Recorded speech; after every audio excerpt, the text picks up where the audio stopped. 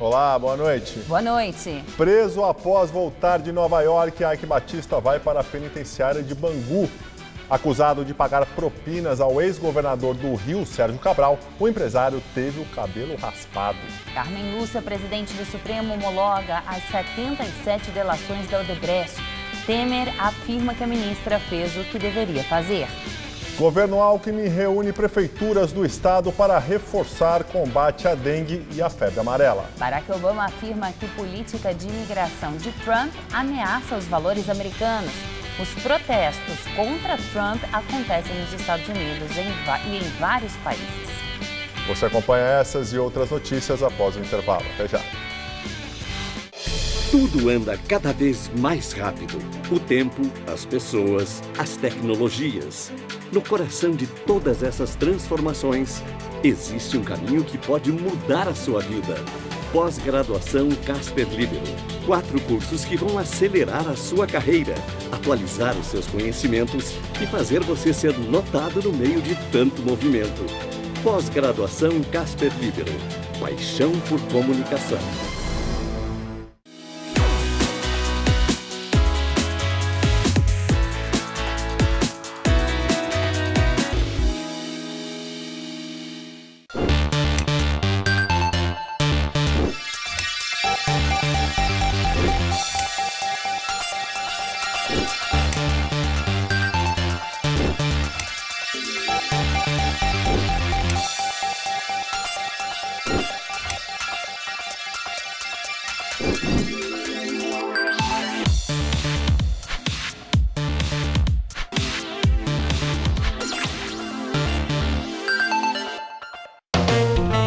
Se você está pensando em aplicar o seu rico dinheirinho, fique ligado no Todo Cedo dessa segunda. Descubra quais são os investimentos indicados para o seu perfil. Se for pegar uma aplicação tão segura quanto a cadeira de poupança, pagando 2%, isso é invejável para padrões internacionais.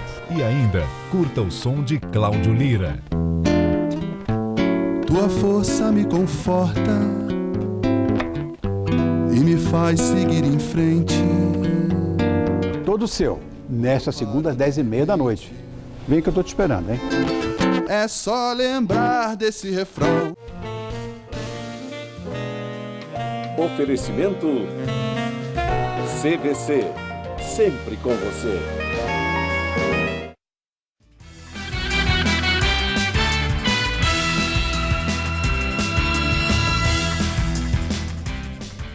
Mais um pichador foi levado para a delegacia depois de ser flagrado pichando um muro na Avenida 23 de Maio durante a madrugada. Desde o começo da gestão Dória, 33 pessoas foram detidas pelo mesmo motivo em 12 bairros da cidade. De manhã, o muro próximo ao viaduto Santa Generosa já estava cinza de novo. De acordo com a foto publicada no portal G1, a pichação era um desenho de um homem pintado em amarelo e preto. Segundo o boletim de ocorrência, o autor foi Tiago Luano Vaz de Souza. Ele foi abordado por guardas civis após a denúncia de um motorista de ônibus. O homem de 32 anos foi levado à delegacia do Campo Belo, na Zona Sul, onde assinou um termo circunstanciado e foi liberado.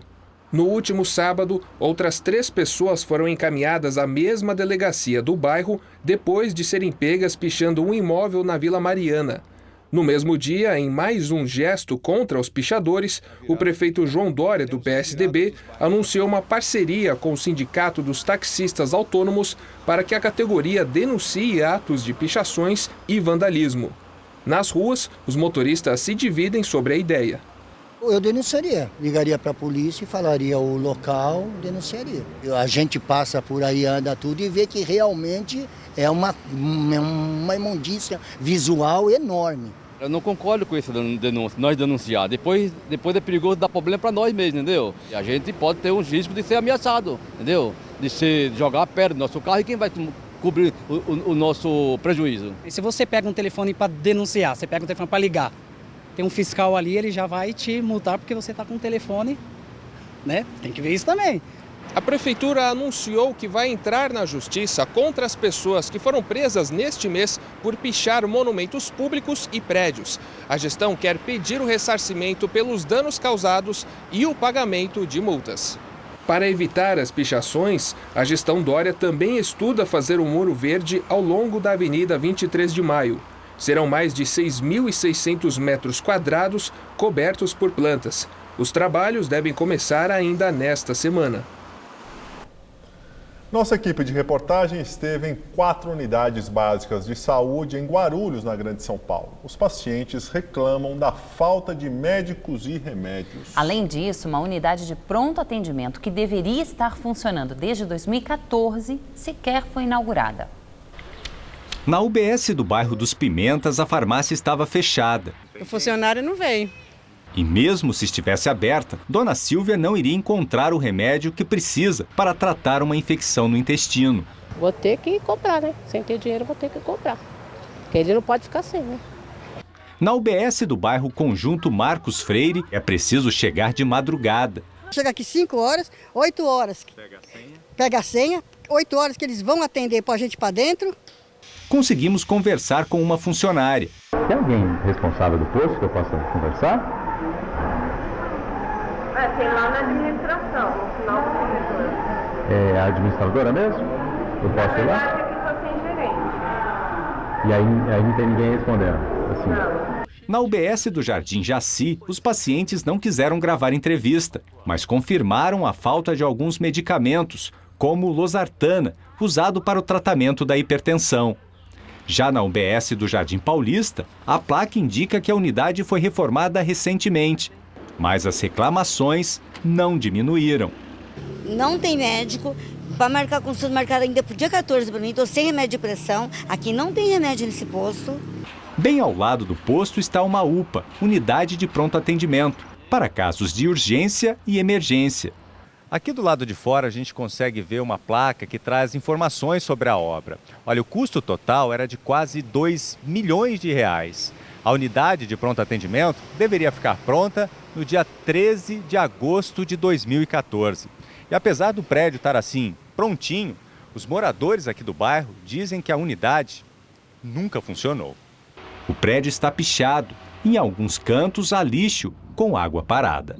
Daqui todo mundo tem que ir para a HMU e a policlínica de lá do Paravente é sofrido e nós aqui, com isso aqui fechado e não poder ter atendimento.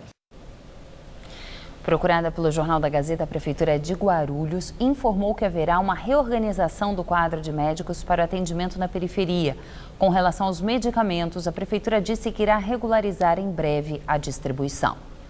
Sobre a UPA Paulista, a Secretaria de Saúde informa que a obra sofreu atraso porque a empresa inicialmente contratada para a construção da unidade apresentou problemas financeiros e paralisou os serviços. Mas ainda segundo a pasta, a unidade deve ser aberta este ano.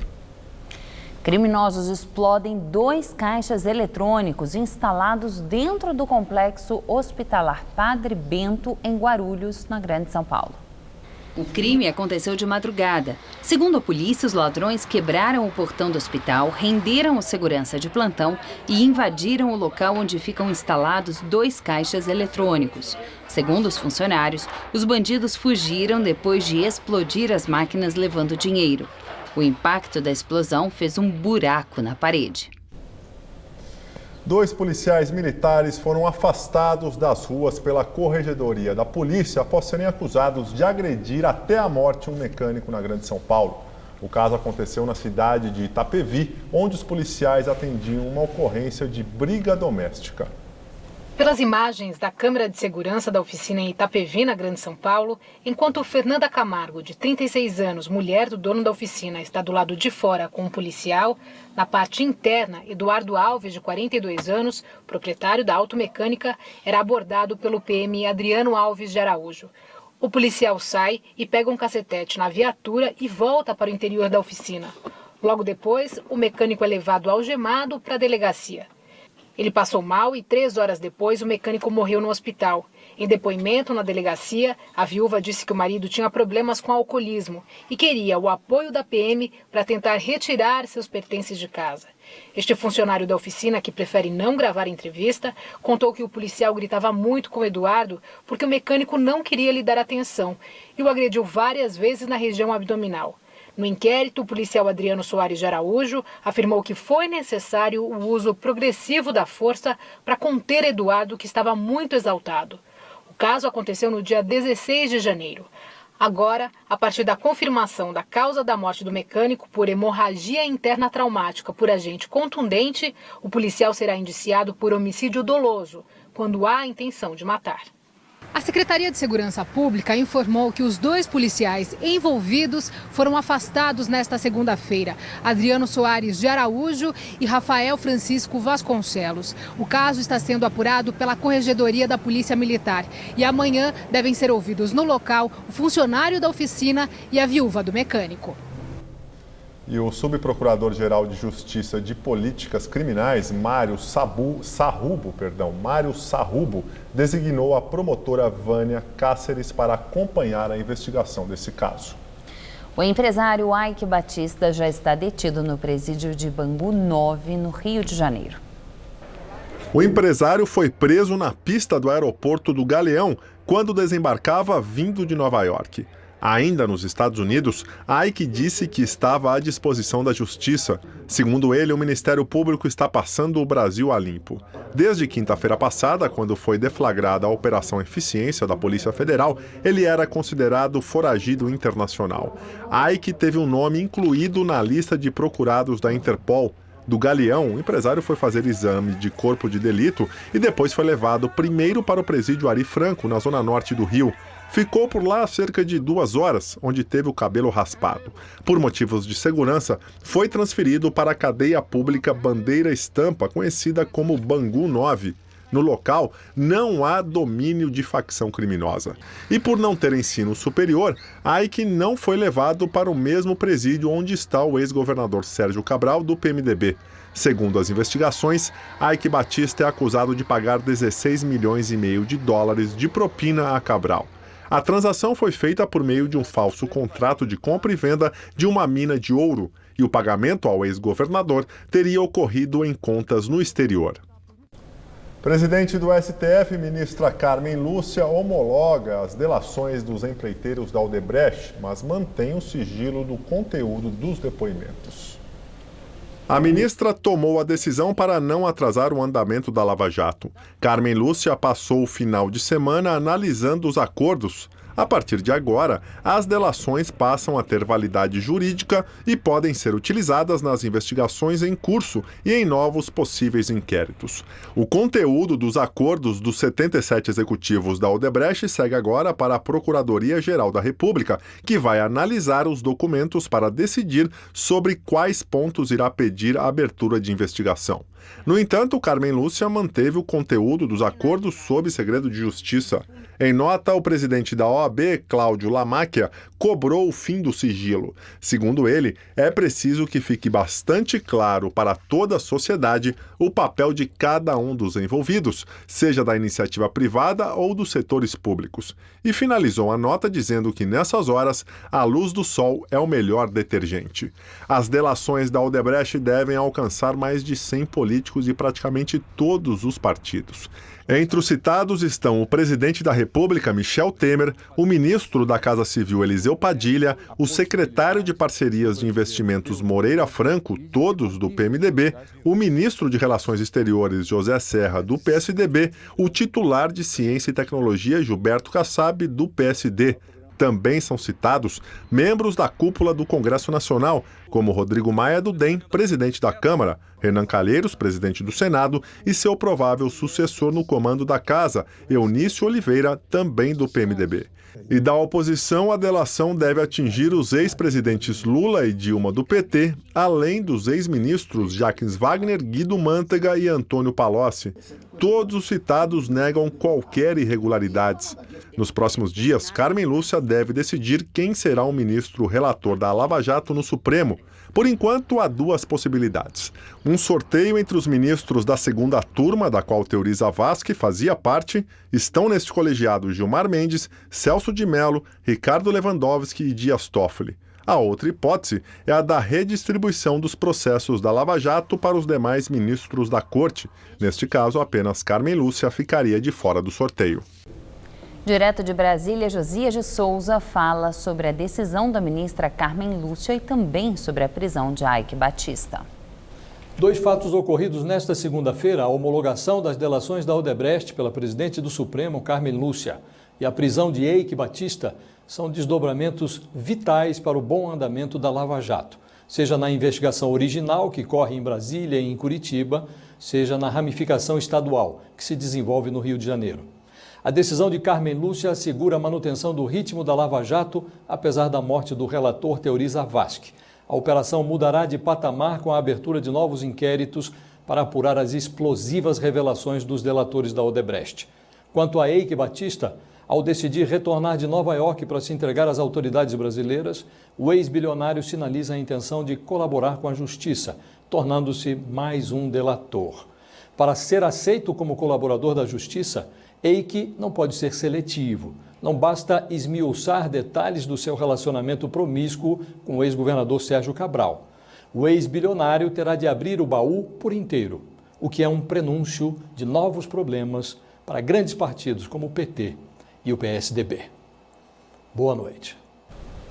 Em Pernambuco, o presidente Michel Temer elogia a decisão da ministra Carmen Lúcia de homologar as delações da Odebrecht.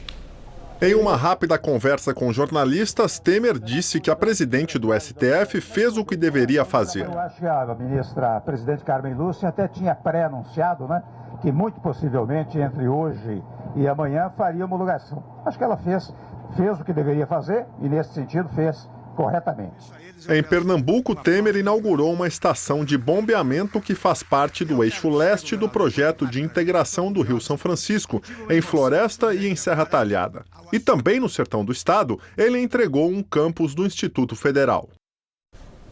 Adversários do presidente da Câmara, Rodrigo Maia, do DEM, entram no Supremo Tribunal Federal contra a possível candidatura dele à reeleição no cargo. A ação foi protocolada pelos deputados Júlio Delgado, do PSB, Rogério Rosso, do PSD, Jovair Arantes, do PTB e André Figueiredo, do PDT. Todos são candidatos à presidência da Câmara.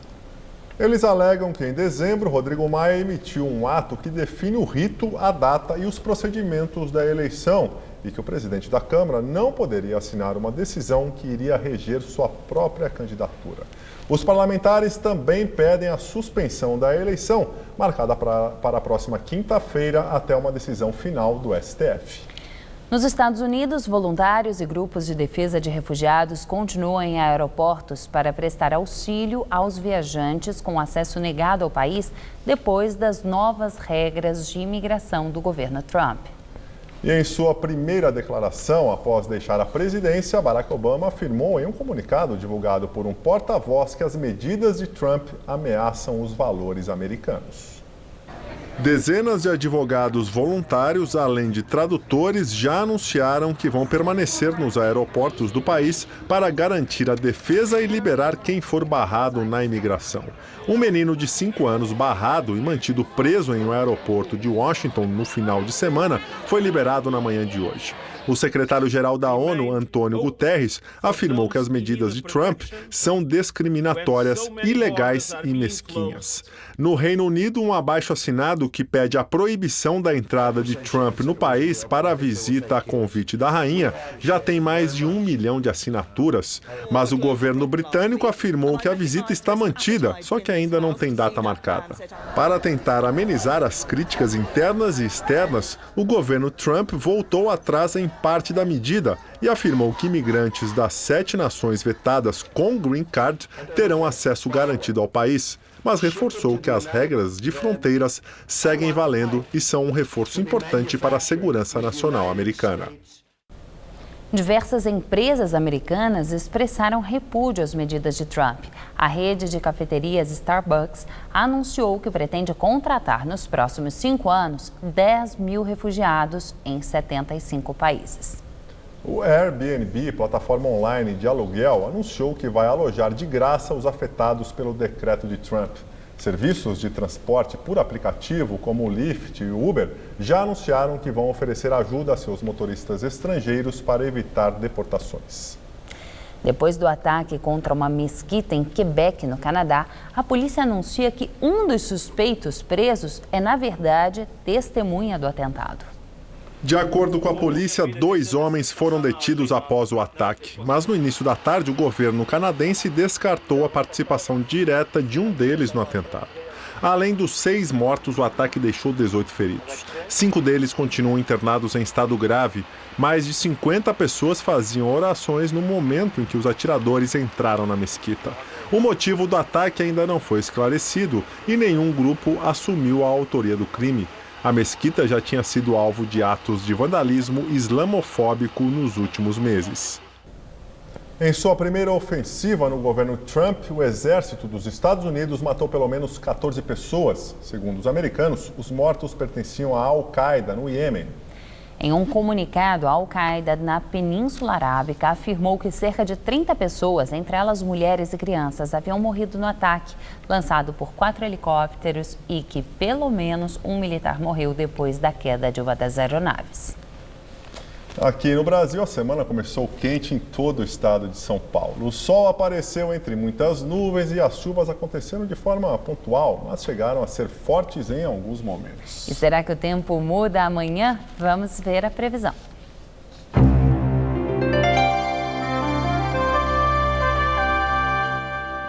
O tempo continua instável nesta terça-feira em todas as regiões paulistas. O dia vai ser de sol, com muitas nuvens e chuvas a qualquer hora no centro-oeste e no sul do estado, onde são esperados grandes volumes. Nas demais áreas teremos sol e ocorrem pancadas de chuva típicas de verão, mais a partir da tarde. A máxima amanhã chega a bater na casa dos 30 graus em Presidente Bernardes e dos 32 lá em Votuporanga, no norte paulista. Na cidade de Araraquara vai fazer até 31 graus e no litoral dia bem quente também, com máxima em torno dos 30 graus em Santos e dos 31 em Caraguatatuba. Vamos ver como ficam os próximos dias aqui na capital?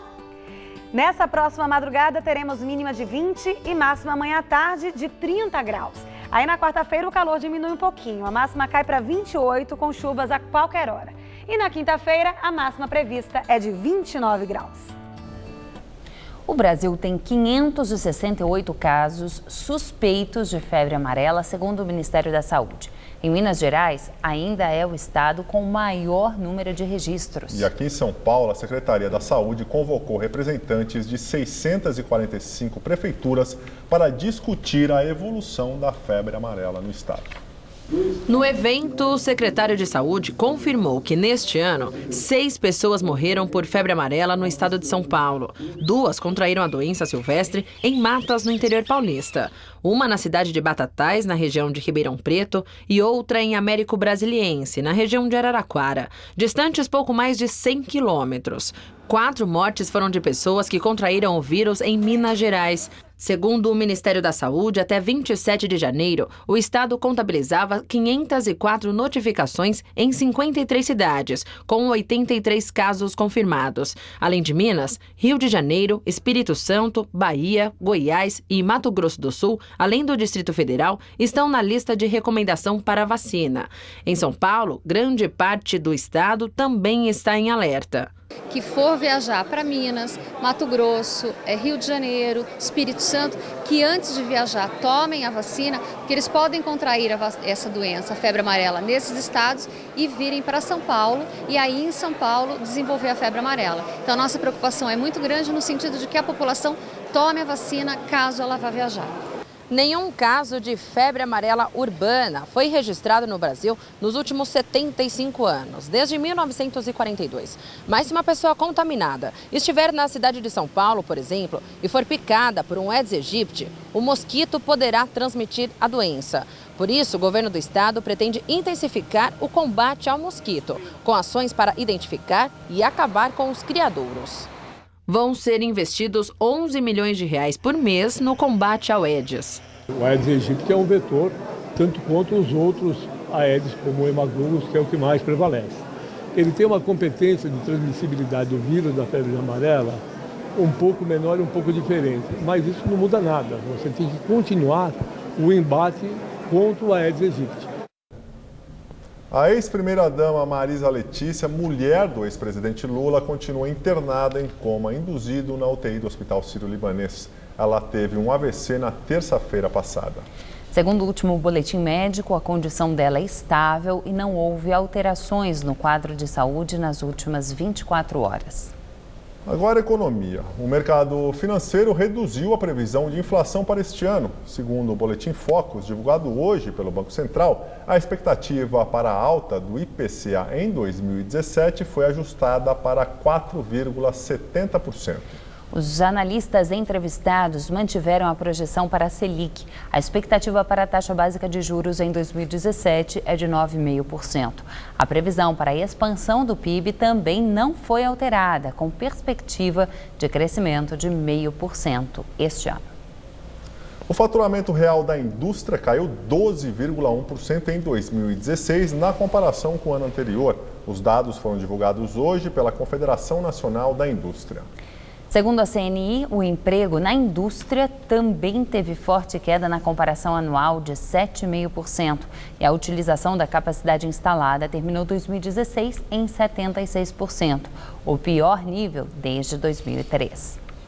E agora vamos ao comentário de economia com Denise Campos de Toledo. Nada disso é surpresa. 2016 foi mais um ano de crise. A indústria até mostrou alguns dados melhores em dezembro, como um aumento de 0,2% no emprego após 23 meses de queda e de 1% nas horas trabalhadas. Mas é cedo para falar em recuperação. O setor depende muito do consumo, que hoje conta com previsões mais favoráveis para a inflação e os juros, o que pode, aos poucos, melhorar as condições do crédito, dando algum gás para a demanda interna. Só que o desemprego joga contra. Desemprego que ainda deve crescer, o que prejudica qualquer expectativa quanto a uma reação mais firme do consumo. Claro que a indústria conta com a oportunidade de expansão das vendas externas, porém com impacto limitado pelo próprio peso das exportações na atividade do setor e pelas condições do comércio internacional, que tem tido avanço inferior ao crescimento global e tem agora um grande fator de incerteza, que é a gestão Trump. Não dá para saber ainda o impacto que terá no jogo de forças do comércio mundial. O certo é que apenas empresas com muita capacidade de concorrência poderão abrir espaço no mercado cada vez mais competitivo. E ainda tem o câmbio. O dólar em queda, que reforça a tendência de baixa da inflação e dos juros, pode comprometer e até inviabilizar planos de exportação. O comercial hoje encostou nos R$ 3,11, contrariando o próprio mercado financeiro, que prevê a cotação em R$ 3,40 ainda este ano. Por esses fatores é que devemos ter uma saída da crise muito gradual. Isso se não houver surpresas políticas que possam pesar na economia. Eu volto na quinta, até lá. Nós ficamos por aqui. A edição de hoje pode ser vista no site do Jornal da Gazeta. Muito obrigado pela sua companhia. Tenha uma excelente noite, uma ótima semana. Tchau, Ju, até amanhã. Seja bem-vinda, né? Obrigada, uma boa noite para todo mundo. Fique agora com Rony Von no Todo Seu.